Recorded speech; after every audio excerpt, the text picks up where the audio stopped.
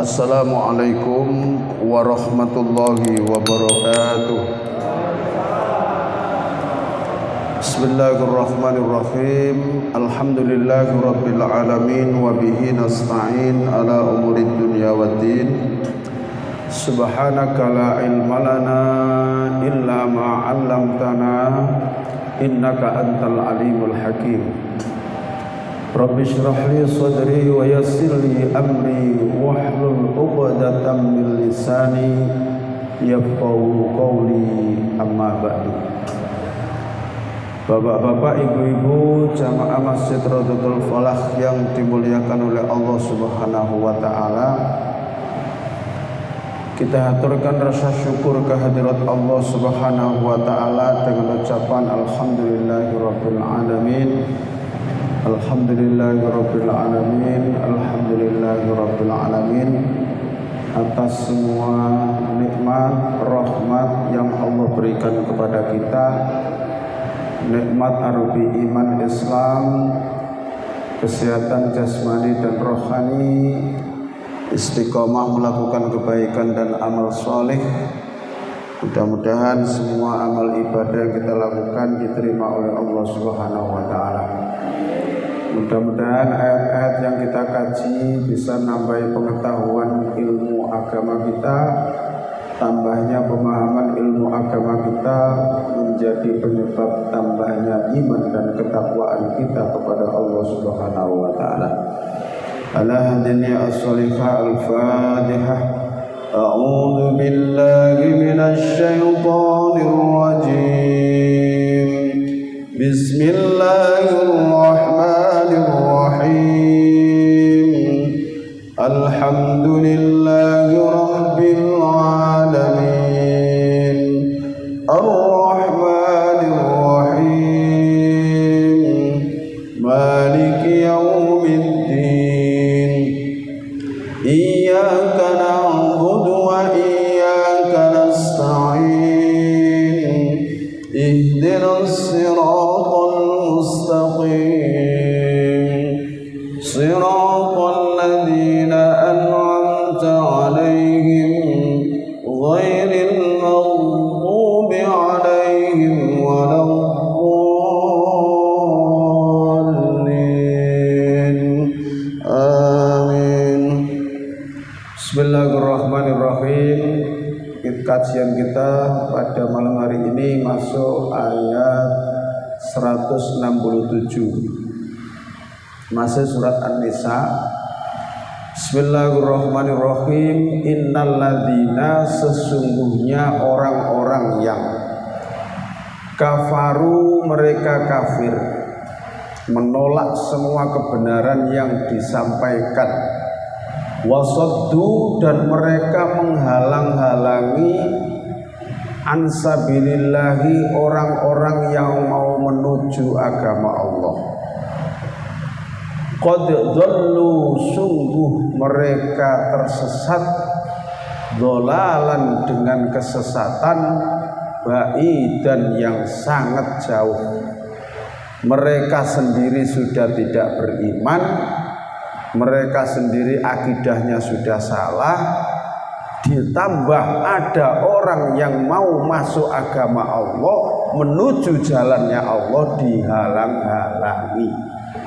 Jadi ini berarti dosa tumpuk-tumpuk, itu ya. Berarti dosa bertumpuk-tumpuk. Dia sendiri tidak beriman, melakukan kekafiran, ada orang yang mau masuk agama Allah, dihalang-halangi.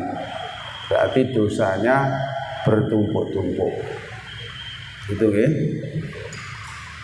Nah, ayat ini juga sama. Misalnya kalau diaplikasikan dalam kehidupan sekarang gimana?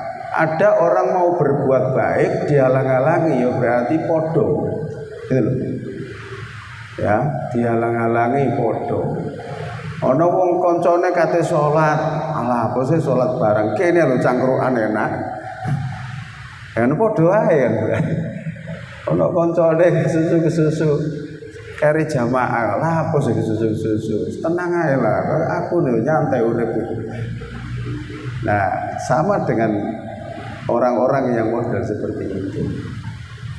Jadi ada orang yang mau beriman kepada Nabi Muhammad justru dihalang-halangi oleh mereka. Innalladzina, sesungguhnya orang-orang yang kafaru, mereka kafir, wa dzalamu, dan mereka dolim. Wis kafir berbuat dolim, ya menghalang-halangi tadi berarti berbuat dolim. Lam yakunillahu, maka tidaklah Allah liyaghfira lahum, akan mengampuni dosa-dosa mereka. Wala liyahdiyahum, dan tidaklah Allah akan memberikan petunjuk kepada mereka thoriqon, ke jalan yang lurus. Jadi orang-orang yang kafir dan dia menghalang-halangi orang yang mau berbuat baik, mau beriman, itu berarti melakukan dua kesalahan, dolim, kafir dan dolim menjadi satu. Maka satu, Allah tidak akan mengampuni dosa mereka selama dia tidak mau bertobat. Itu okay? Yang kedua, kalau diteruskan dalam kekafiran dan kedolimannya, Allah tidak akan berkenan untuk memberikan petunjuk kepada mereka thoriqon, ke jalan yang lurus. Padahal petunjuk Allah itu yang kita minta setiap hari. Ketika kita membaca, ketika kita sholat, itu pasti membaca surat Al-Fatihah. Di dalam surat Al-Fatihah pasti ada permohonan petunjuk, kan begitu ya?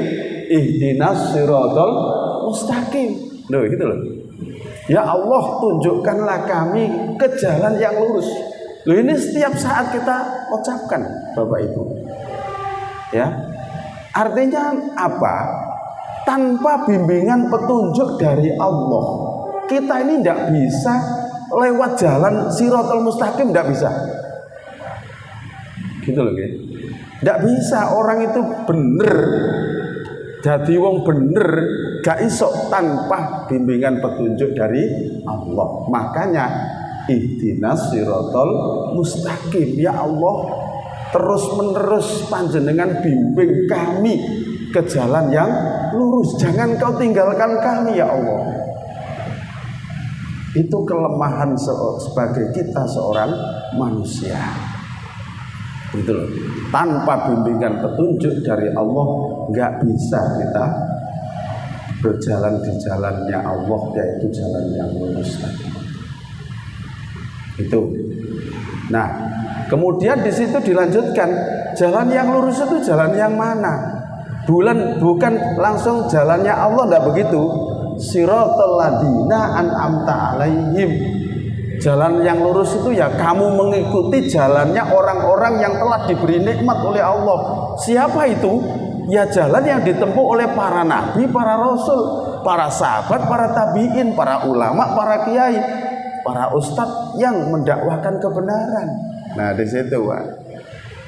Ghairil maghdubi alaihim waladhdallin, bukan jalannya orang yang zalim.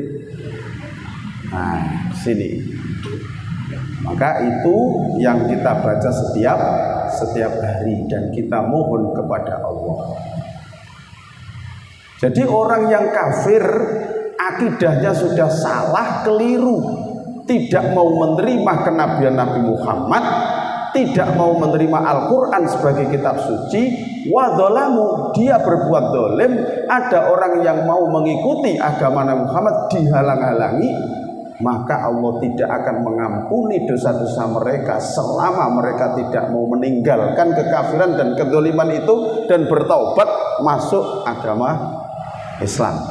Dan Allah tidak akan memberikan petunjuk ke jalan yang lurus illa thoriqa jahannamah, kecuali Allah akan menggiring mereka, mengarahkan perjalanan mereka sampai menuju ke neraka jahanam. Ya kan begitu kan? Karena sudah ditunjukkan jalan yang lurus tidak mau. Gitu loh. Ditunjukkan jalan yang lurus tidak mau. Ya jalan yang lurus, ya jalan yang disampaikan oleh para nabi mereka. Kalau orang Yahudi berarti jalan yang sudah disampaikan oleh Nabi Musa lewat petunjuk kitab Taurat. Kalau orang Nasrani ya jalan yang sudah ditunjukkan oleh Nabi Isa lewat kitab Injilnya. Tapi mereka tidak mau itu. Ya. kitab mereka malah dirubah-rubah seenaknya sendiri. Nah itu masalahnya. Berarti mereka tidak mau ke jalan yang lurus. Ya wis digiring ae ke illa thariqa jahannam. Ya wis nek awakmu gak gelem mengikuti jalan yang lurus, ya iki jalan menuju neraka jahannam. Na'udzubillah min. Bagaimana keadaan mereka di neraka jahanam? Khalidina fiha. Mereka kekal di dalamnya. Ditambahi mana? Abadan, selama-lamanya. Loh, khalidina itu wis kekal, Pak. Khalidina itu mereka sudah kekal. Ditambahi mana? Abadan, selama-lamanya. Kemudian kalimat abadan diadopsi ke dalam bahasa Indonesia menjadi abadi. Gitu loh. Gitu. Itu mengadopsi dari kata abadan, selama-lamanya. Masuk neraka jahanam, dia kekal di dalamnya selama-lamanya. Wakana dan adalah zalika, demikian itu untuk memasukkan mereka neraka jahanam alallahi, menurut Allah yasiran, hal yang kecil. Kan gitu kan? Hal yang kecil. Kalau Allah sudah memberikan petunjuknya lewat nabinya, lewat kitab sucinya, mereka menentang, mereka menolak, malah menghalangi orang yang mau beriman, ya sudah disediakan neraka jahanam di sana. Itu. Oleh karena itu peringatan bagi kita, ya ayyuhan nas, wahai manusia. Qad ja'akum, sungguh telah datang kepada kalian ar-rasulu, seorang rasul, yaitu Nabi Muhammad sallallahu alaihi wasallam, bil haqqi, dengan kebenaran. Jadi Nabi Muhammad diutus oleh Allah menjadi rasul itu dengan membawa kebenaran. Mir rabbikum, dari Tuhan kamu sekalian. Fa'aminu, maka berimanlah kalian kepada apa yang dibawa oleh Nabi Muhammad itu. Khairan, itu lebih baik, lakum, bagi kamu sekalian. Wa in takfuru, maka jika kalian kufur, ingkar, tidak mau beriman, fa inna lillahi, maka sesungguhnya milik Allah lah, ma, apa-apa yang fis samawati, yang ada di semesta langit, wal ardi, dan yang ada di dalam bumi. Wa kana Allahu, dan adalah Allah aliman, maha mengetahui, hakiman, maha bijaksana. Coba kita cermati, kalimatnya adalah diawali dengan kalimat panggilan wahai. Kan gitu nggih? Wahai. Siapa yang dipanggil di sini? An-nas, manusia. Kalimatnya bukan ya ayyuhalladzina amanu, wahai orang-orang yang beriman, telah datang kepada kalian seorang rasul, tidak. Tapi kalimatnya adalah ya ayyuhan nas, wahai manusia. Ditujukan kepada siapa? Kepada seluruh manusia yang ada di situ, terutama ditujukan kepada kaum kafir Quraisy yang ada di Mekah, yang saat itu masih jahiliyah. Nah, sampaikan ayat ini, wahai manusia. Berarti siapa saja yang mengaku dirinya sebagai manusia berarti kena panggilan ini. Wahai manusia.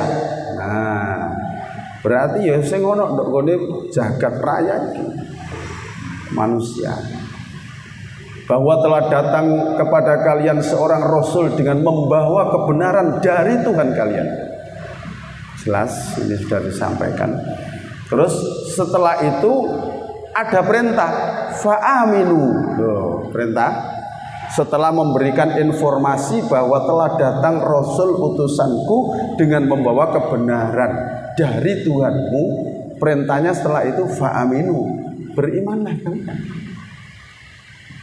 khairan lakum. Kalau kamu mau beriman, mau mengikuti ajarannya, itu lebih baik bagi kamu sekalian. Berarti kita ini alhamdulillah dijadikan oleh Allah para pengikut Rasulullah Shallallahu Alaihi Wasallam. Mudah-mudahan tetap istiqomah memeluk agama Islam, dan jikalau sampai akhir hayatnya kita dalam keadaan iman, mudah-mudahan kita menjadi husnul khotimah. Kalau Allah sudah memanggil dan kalau Allah sudah menginformasikan bahwa seorang Rasul akhir zaman sudah turun, sudah lahir dengan membawa kebenaran dari Tuhan kalian, perintah beriman sudah, ternyata wa in takfuru, kalian tetap kafir, tidak mau mengikuti, ya gak apa-apa sakarepmu, fa innalillahi ma fis samawati wal ardh. Sesungguhnya milik Allah lah punyaan langit dan bumi dengan segala isinya. Gak apa-apa awakmu gak mengikuti. Nek awakmu tak panggil, tak judono, tak perintah, gak mengikuti, ya sakarepmu. Wah, aku gak rugi kok. Gampangannya kan ngoten nggih, Allah itu. Awakmu gak, aku lho gak rugi awakmu gak mau beriman. Mbok kira aku terus getun gitu kan. Gak ada rugi bagi Allah lah. Langit dan bumi pekku kok. Kepunyaanku langit dan bumi dan segala isinya itu punyaanku kok. Kalau hanya kamu tidak mau beriman, tidak ngefek apa-apa. Ya, kan begitu ya. Allah itu tidak butuh apa-apa dari kita itu ya. Tidak butuh apa-apa dari kita. Kita yang sangat butuh kepada Allah dan harus berterima kasih kepada Allah. Kalau Allah itu tidak butuh, gitu loh. Kalau Allah itu perintah kita sholat, dikira Allah itu butuh sholat kita tak? Enggak.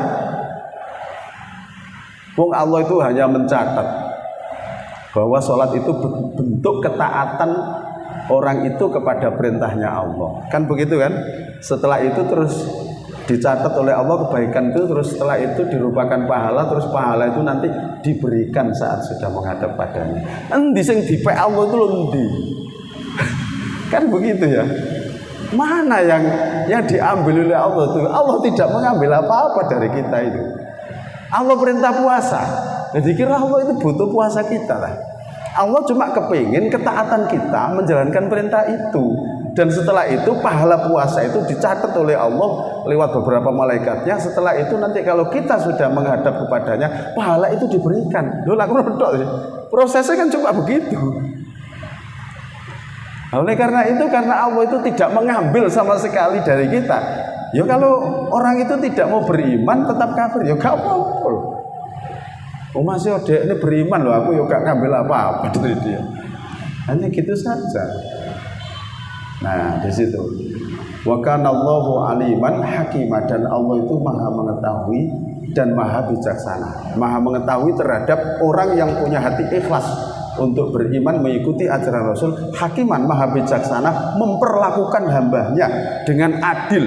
Sing beriman ya pasti akan dibalas dengan kenikmatan dan surga. Yang kafir akan dibalas dengan ancaman siksa neraka jahanam tadi. Itu hakiman maha bijaksana, gak pilih kasih gitu. Nah, itu terus ya ahlal kitabi, wahai ahli kitab. Kalau disebut ahli kitab itu berarti isinya pasti Yahudi dan Nasrani. La taghlu, jangan kalian berlebih-lebihan fi dinikum, dalam beragama kalian. Wala taqulu, dan jangan kalian mengatakan alallahi, atas Allah, illal haqqo, kecuali dengan kebenaran. Innamal masihu, sesungguhnya al-masih Isa ibnu Maryam, yaitu Isa putra Maryam, Rasulullah, adalah utusan Allah, wa kalimatuhu, dan kalimatnya Allah, alqaha, yang Allah memberikan kepadanya, ila Maryama, kepada Maryam, waruhun, dan meniupkan ruh minhu, dari Allah. Fa'aminu maka berimanlah kalian billahi kepada Allah wa rusulihi dan rasul-rasulnya. Wala taqulu dan jangan kalian mengatakan salah satun bahwa Tuhan itu ada 3. Jelas ya? Wala taqulu salasa, jangan kalian mengatakan bahwa Tuhan itu ada 3. Intahu, berhentilah kalian dari mengatakan Tuhan 3 itu. Khairon, itu lebih baik lakum bagi kamu sekalian. Innamallahu, sesungguhnya hanyalah Allah itu ilahun, yaitu Tuhan, wahidun, yang satu, yang esa. Subhanahu, maha suci dia, ayyakuna, bahwa dia adalah lahu, mempunyai waladun, seorang anak. Maha suci Allah dari mempunyai anak. Lahu, baginya, bagi Allah, ma, apa yang fis samawati, yang ada di semesta langit, wa ma fil ardi, dan apa yang ada di bumi, wa kafa, dan cukuplah billahi, pada Allah, wakilan, zat yang menjadi pelindung. Ayat ini ditujukan kepada ahli kitab. Maka di sini yang dihitobi itu adalah, yang kena sasaran adalah ahli kitab.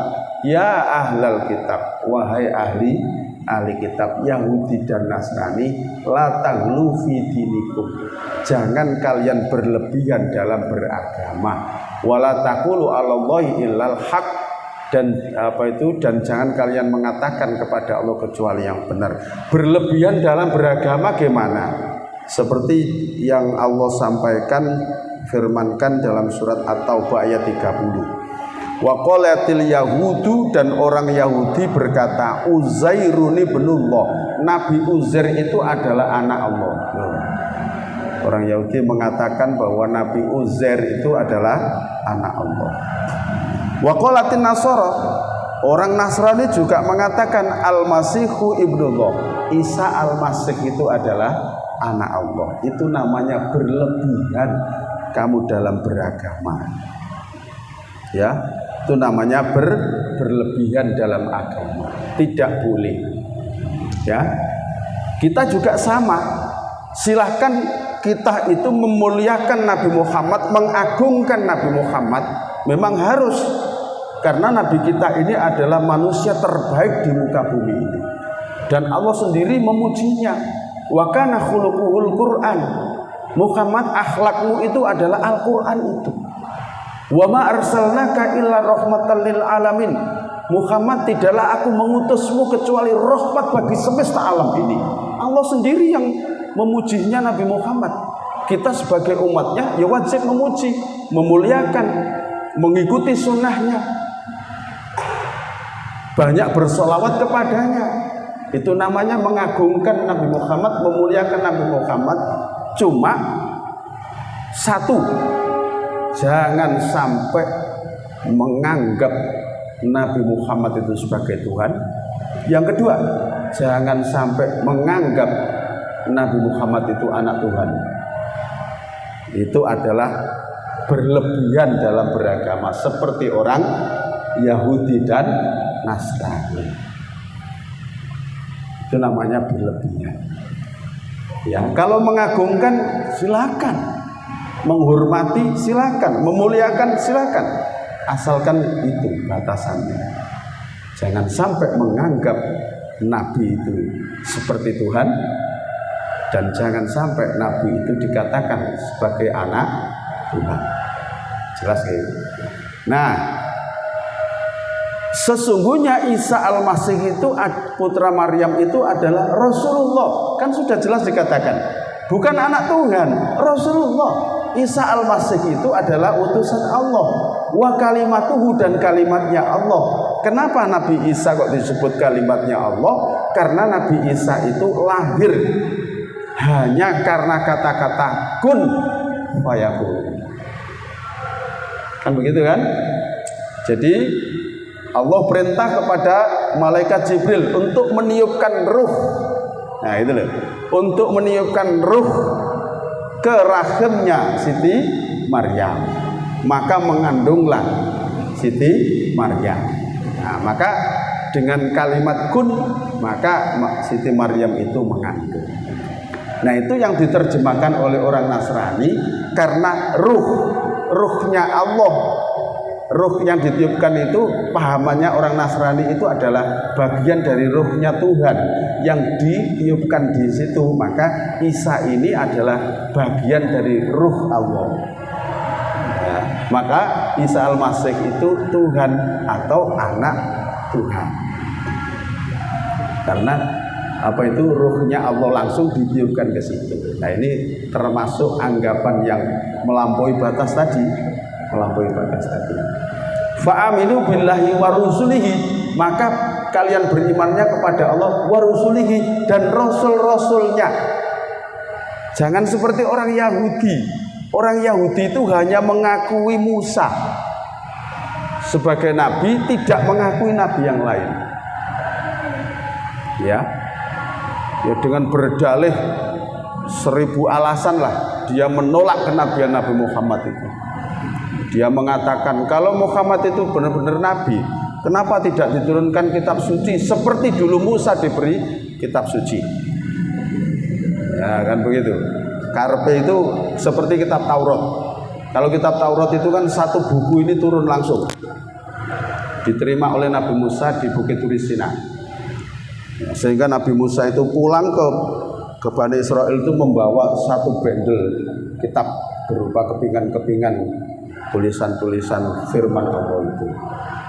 Orang Yahudi itu mengatakan begitu. Kalau memang betul-betul Muhammad itu nabi, kenapa tidak diturunkan kitab seperti Nabi Musa? Nah, kan gitu. Nah, itu yang termasuk yang digugat oleh mereka. Terus kalau Muhammad itu benar-benar seorang nabi, kenapa tidak diberi mukjizat seperti Nabi Musa? Jadi ukurannya itu nabi ini. Padahal Allah itu memberikan mukjizat kepada masing-masing para nabi itu berbeda-beda sesuai dengan yang dihadapi oleh kaum pada waktu itu. Tapi orang Yahudi tidak mau. Ya dasarnya memang tidak mau menerima kenabian Nabi Muhammad, tapi mencari-cari alasan gitu untuk menolak itu. Wala taqulu tsalatsa, dan jangan kalian mengatakan Tuhan itu ada 3. Ya, Tuhan Allah, ya kan? Tuhan Bapa, disebut Tuhan Bapa itu. Ya Tuhan Anak, ya Yesus itu. Roh Kudus itu ya ruh yang ditiupkan itu. Bahkan Bunda Maryam sendiri kan juga diagungkan, dikultuskan oleh mereka. Nah, jadi jangan kalian mengatakan Tuhan itu ada 3. Ya dengan berbagai cara lah. 3 itu maksudnya terdiri dari 3 unsur. Ngono ae. Unsur Bapa, unsur Anak, unsur Roh gitu. Jadi iso ae dibelak-belokno itu. Ya. Jadi mengatakan Tuhan itu 3. Intahu khairan lakum, maka berhentilah kalian dari mengatakan Tuhan itu 3. Khairan lakum, itu lebih baik bagi kamu sekalian. Nah, setelah di sini ada larangan, di sini ada perintah fa'aminu billah wa rusulihi, ada perintah. Setelah itu ada larangan, jangan kau mengatakan Tuhan itu 3. Kemudian di sini juga larangan, intahu khairan, berhentilah dari mengatakan Tuhan itu 3. Terus setelah itu dijelaskan, innamallahu ilahun wahid, sesungguhnya Allah itu hanyalah Tuhan yang esa. Dan ayat yang seperti ini banyak di dalam Al-Quran. Wa ilahukum ilahun wahid, kul huwallahu ahad. Banyak sekali dalam Al-Quran yang mengatakan bahwa Tuhan itu esa, satu, tidak terdiri dari unsur apapun, ya satu, dari zat yang satu. Subhanahu, maha suci dia dari persangkaan orang-orang Nasrani tadi. Ayyakuna lahu walad, ditambahi mana? Maha suci Allah dari persangkaan bahwa Allah itu mempunyai anak. Lahu ma fis samawati wa ma fil ardh, baginya apa yang ada di semesta langit dan apa yang ada dalam bumi. Wa kafa billahi wakila, dan cukuplah Allah sebagai pelindung. Layas tangkifah, tidaklah enggan Al-Masihu Isa Al-Masih itu ayyakuna, bahwa keberadaan dia adalah abdan, seorang hamba lillahi, bagi Allah atau milik Allah. Walal malaikatu, dan tidaklah malaikat itu juga enggan mengakui sebagai hamba Allah. Al-muqarrabun, malaikat yang didekatkan, ya, malaikat yang didekatkan.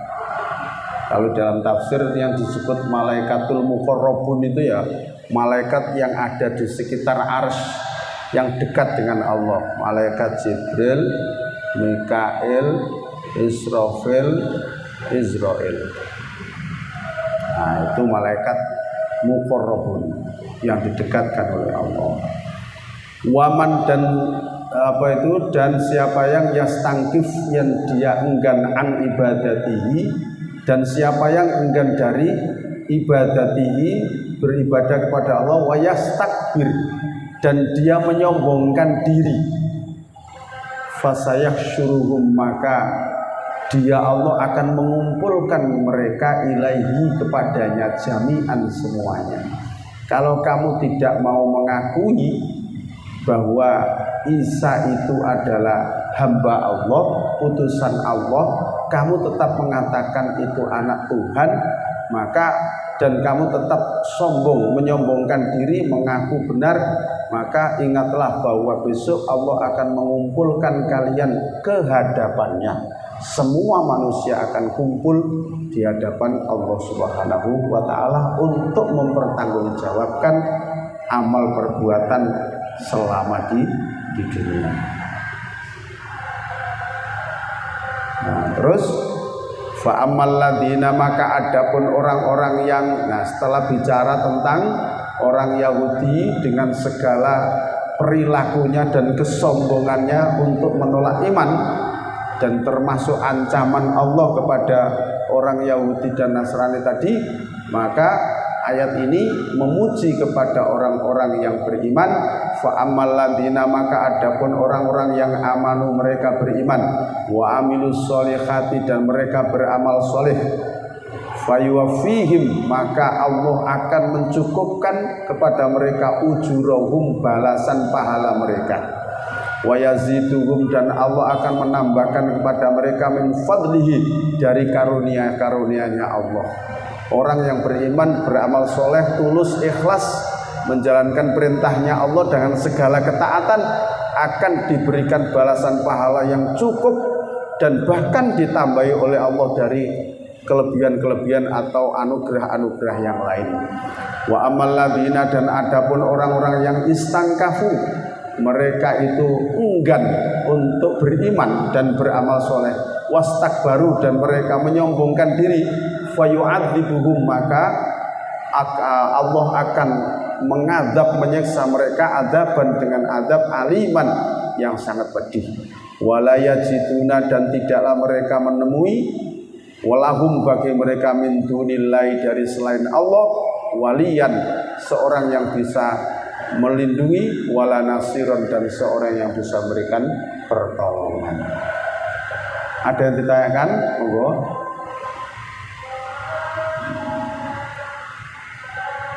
Wonten. Monggo. Ini dibantu, Pak. Monggo.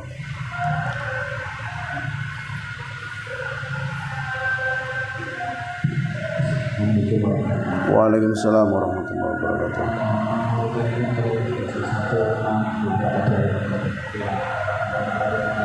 Yang agak jelas. Oke. Kalau kita salah itu 168 innalladzina kafaru wa zalamu. Ya. Itu ambiya lagi wala yahya 68. Ya, ini. Ya. Jadi Allah itu setelah tidak akan mengampuni dan tidak akan memberi jalan petunjuk. Ya.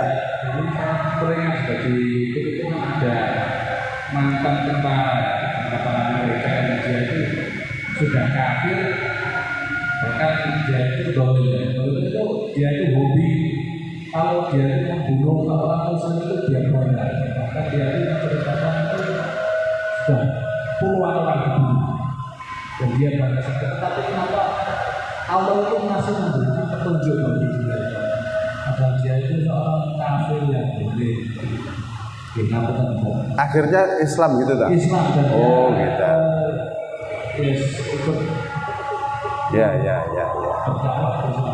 Oke. Oke. Nek cara awak dhewe sing dadi pangeran itu gak usah kan. Wis perbuatane sing kaya ngono, gawe apa digawe petunjuk. Jago neraka ae. Kan begitu nggih? Ya. Tapi yang memang yang mempunyai hak prerogatif untuk memberikan hidayah kepada seseorang itu hanya Allah. Orang tidak berhak, ya. Nabi Muhammad saja tidak berhak.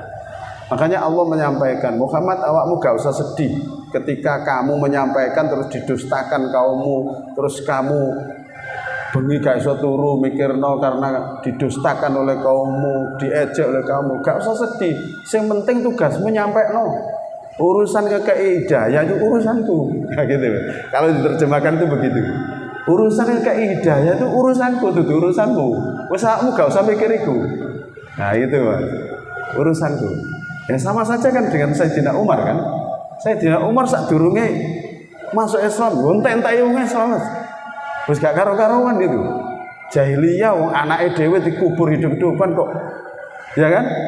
Dan setelah itu membabati orang Islam piro itu. Dan setelah itu Allah memberikan hidayah. Ya tentunya ada sebabnya, ya. Ya, Sayyidina Umar itu. Kemudian Allah berikan hidayah dengan semudah itu. Allah berikan hidayah kepada Sayyidina Umar itu. Setelah Islamnya Sayyidina Umar itu, lalu Islam menjadi lebih kuat ya. Jadi ya memang haknya Allah. Kita tidak bisa mengalahkan lagi. Yahdi mayyasya, ya maksudnya mayyasya.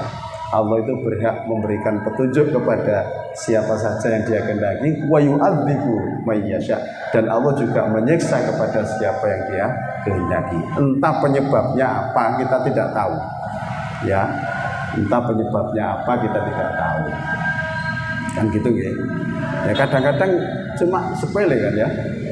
Cuma sepele. Lah itulah besarnya rahmatnya Allah itu tidak terukur. Ya seperti tadi loh, ya bantai wong Islam, tapi begitu mudahnya kalau Allah sudah menghendaki dikasih hidayah itu ya. Ya sama saja kan dengan wanita pelacur yang dia itu pelacur sudah berpuluh-puluh tahun, hanya gara-gara dia memberikan minum kepada seekor anjing. Lalu Allah membalik hatinya wanita pezina itu, dia sadar, insaf, taubat. Lalu kemudian Allah menerima taubatnya, kemudian Allah memasukkan surga. Lalu cek gampang ya. Awak dhewe gak duwe hai. Begitu ya. Yang jelas kalau ada orang yang masuk Islam ya kita bersyukur kan gitu ya. Walaupun dulunya itu menyakiti Islam, membunuh orang Islam, tapi pada akhirnya dia itu dapat hidayah dan insaf. Ya kita juga harus bersyukur, alhamdulillah. Ya. Jadi memang haknya Allah ya, memberi hidayah kepada siapa saja yang Dia kehendaki. Nggih. Monggo yang lain. Wonten?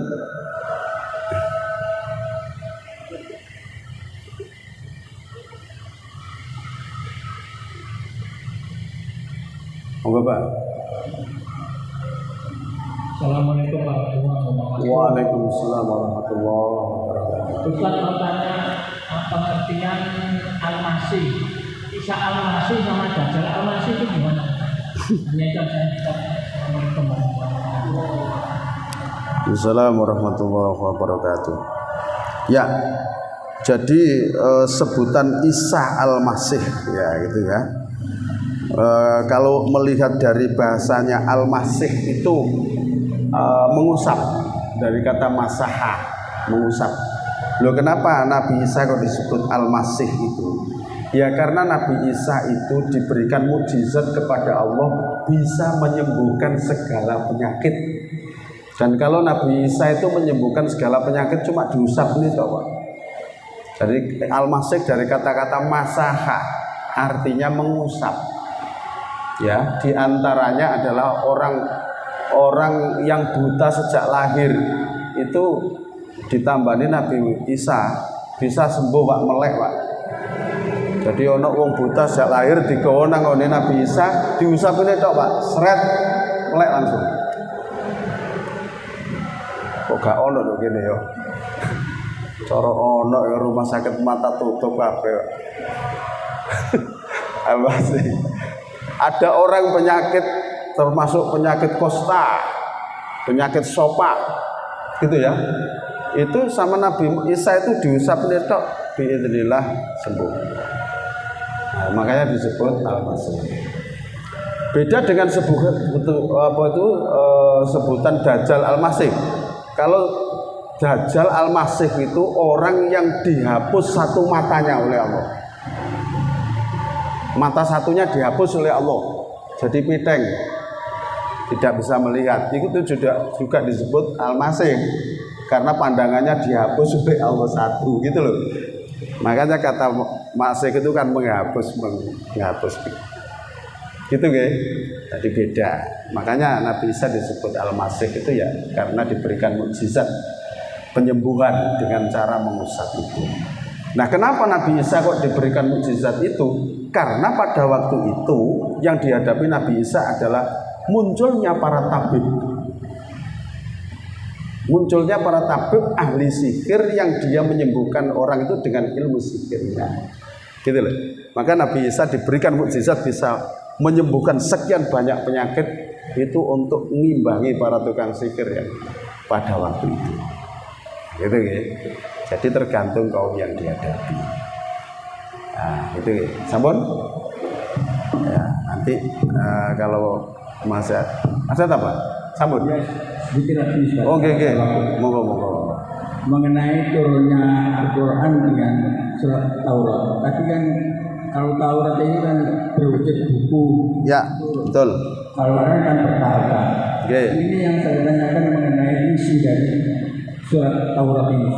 Oke. Apa orang Nasrani itu pemahamannya itu bahwa Isa itu anak Allah? Oke.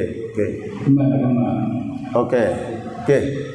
Jadi semua kitab, mulai kitab Zabur, Taurat, Injil, Al-Quran, semua kitab itu pasti berisi tentang perintah dan larangan Allah.